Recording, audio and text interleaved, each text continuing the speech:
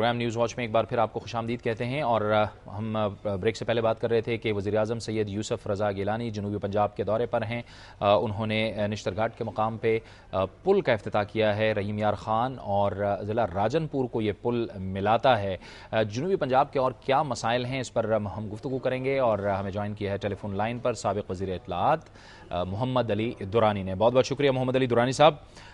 کام تو چل رہا ہے، کام تو ہو رہا ہے، آج برج کا بھی افتتاح ہو گیا، کیا کہیں گے آپ؟ میں پہلے تو جی بہت بہت شکریہ۔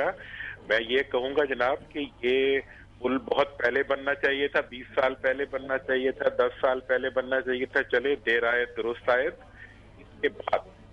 اب وہ تمام محرومی جو جنوبی پنجاب کی ہے اور بالخصوص بہاولپور کے علاقے کی ہے،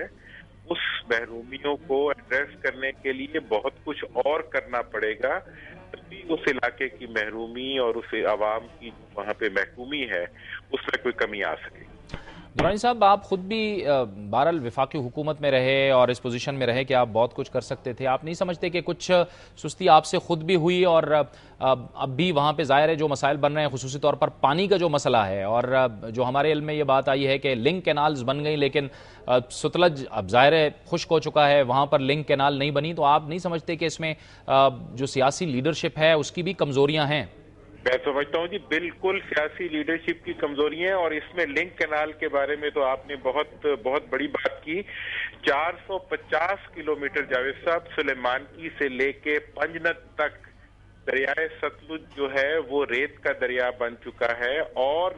دنیا کا کوئی قانون، یو این کا چارٹر بیسک ہیومن رائٹس کے مطابق کوئی قانون اس چیز کی اجازت نہیں دیتا کہ کسی دریا کو جو ہے وہ مکمل طور پہ خشک کر دیا جائے۔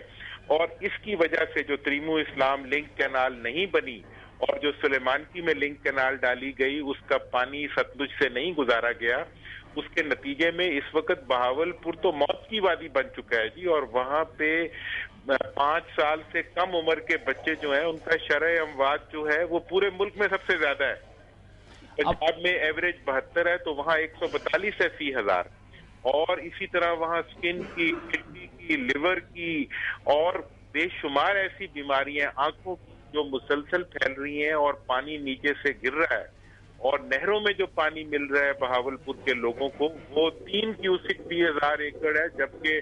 لائف کینال سندھ میں 11 کیوسک، مظفر گڑھ میں 8 کیوسک سے 16 کیوسک تک ملتا ہے۔ تو بہاولپور تو اس وقت واقعی اس کو موت کی وادی بنا دیا گیا ہے، اور اس میں تمام سیاسی قائدین جو ہیں وہ ذمہ دار ہیں۔ دورانی صاحب، آپ کی توقعات کیا ہیں؟ ایک تو بتائیے کہ پنجاب حکومت سے آپ کی توقعات کیا ہیں، آپ کے مطالبات کیا ہیں، اور وفاق سے آپ کیا کہتے ہیں کہ کس طرح سے فوری طور پر اب اقدامات شروع کیے جائیں، کیونکہ اب وقت ہے کہ ہم سب کو اکٹھے ہونا ہے، اور ظاہر ہے کہ ہر صوبے کو اور ہر علاقے کو ظاہر ہے اس کا حق دینا ہے۔ دیکھیں جی، وفاق سے تو یہ مطالبہ ہے کہ یہ قائد اعظم کا وعدہ تھا، حکومت پاکستان کا معاہدہ تھا بہاولپور کے عوام کے ساتھ کہ بہاولپور کو 70 کے بعد جو ہے وہ دوبارہ صوبے کا سٹیٹس دے دیا جائے گا، جو 1951 میں دیا گیا تھا، اور یحییٰ خان صاحب نے ایک مارشل لا آرڈیننس کے تحت جو ہے اس کو نہیں دیا۔ اور جہاں تک مرکزی حکومت کی یہ ذمہ داری بنتی ہے کہ وہ فوری طور پر ایگزیکٹو آرڈر کے ذریعے بہاولپور کے صوبے کو بحال کر کے جنوبی اضلاع کی جو محرومی ہے اس کو کم کرے، اور حکومت پنجاب کو چاہیے کہ وہ بلا تاخیر بہاولپور ڈویژن کے اندر 2 نئے ڈویژن بنائے، رحیم یار خان اور بہاول نگر، اور 9 نئے اضلاع جو ہیں وہ فوری طور پر بہاولپور میں بننے چاہیے، تاکہ وہاں کے عوام جو ہیں ان کو انصاف مل سکے اور ان کو ترقی کے راستے مل سکیں۔ اور آخری چیز جو میں کہنا چاہوں گا وہ یہ ہے کہ NFC ایوارڈ کے تحت اس سال بہاولپور کا حصہ 43 ارب بنتا ہے، جبکہ 1 ارب کی وہاں ڈیولپمنٹ کی جا رہی ہے۔ تو یہ چیز ناقابل قبول ہے وہاں کے عوام کے لیے۔ بہت بہت شکریہ، بہت بہت شکریہ محمد علی دورانی صاحب، سابق وزیر اطلاعات، ہم سے گفتگو کر رہے تھے، اور بہاولپور کو صوبہ بناؤ تحریک کے روح رواں بھی ہیں۔ ان کا یہ کہنا تھا کہ وفاق اور پنجاب دونوں کو فوری طور پر اقدامات کرنے ہوں گے تاکہ جو جنوبی پنجاب ہیں اور خصوصی طور پر بہاولپور کا جو ضلع ہے اس میں جو مسائل ہیں، اس کی جو محرومیاں ہیں، اسے ختم کیا جا سکے۔ اب ہم بات کریں گے کہ آج راولپنڈی میں پاکستان، افغانستان اور اور اتحادی فوج کے سہ فریقی کمیشن کا اجلاس ہوا، جس میں پاک افغان سرحد پر سلامتی کی صورتحال کا جائزہ لیا گیا۔ ISPR کے مطابق اجلاس میں chief of army staff general Ashfaq Pervez Kayani, Afghanistan میں اتحادی افواج کے commander general Stanley McChrystal اور افغان فوج کے ڈائریکٹر آپریشنز لیفٹیننٹ جنرل شیر محمد کریمی نے شرکت کی، اور اجلاس میں بڑی تفصیل کے ساتھ ذکر کیا گیا کہ دہشت گردی کے خلاف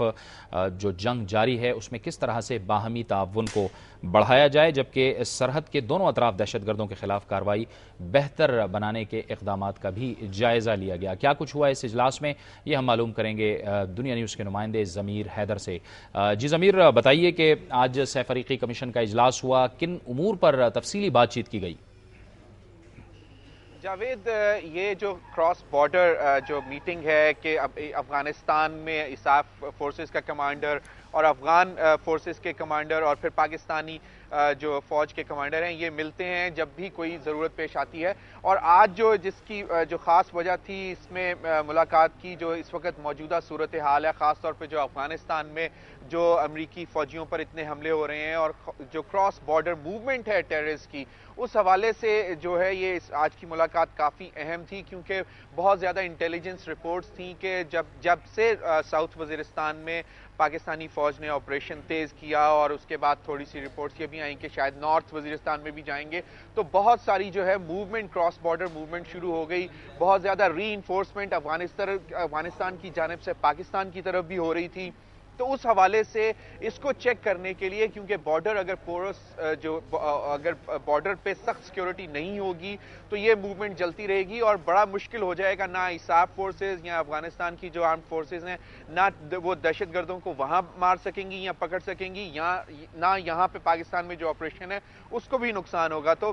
بارڈر کو جو اسٹرکٹ بارڈر کرنے کی ضرورت تھی اور اس کی جو اس کے اوپر